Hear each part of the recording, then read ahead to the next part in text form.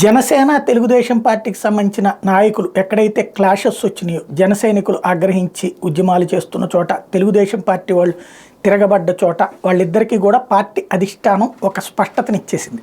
ఆత్మీయ press conference ఎవరైతే గొడవ పడతారో వాళ్ళిద్దరూ కూడా ఇప్పుడు నిన్న ఆంధ్రజ్యోతి రాసింది కదా, సస్పెండ్ చేయబోతున్నాడు పవన్ కళ్యాణ్ అని. అంటే దాంతో భయం ఏర్పడుతుంది.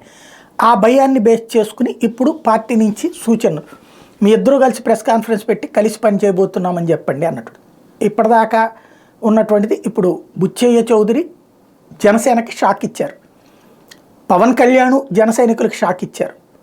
అట్లాగే కందుల దుర్గేష్కి అతిపెద్ద షాక్, ఎందుకంటే ఖచ్చితంగా రాజమండ్రి రూరల్ ఆయిందేనని చెప్పి ఇప్పుడు బుచ్చయ్య చౌదరి అక్కడి నుంచి పోటీ చేస్తారు, నిడదవోలు నుండి కందుల దుర్గేష్ పోటీ చేసేటట్టు. అందుకు మేమిద్దరం సిద్ధంగా ఉన్నామని వాళ్ళిద్దరి చేతనే ప్రెస్ కాన్ఫరెన్స్ పెట్టి చెప్పించడం.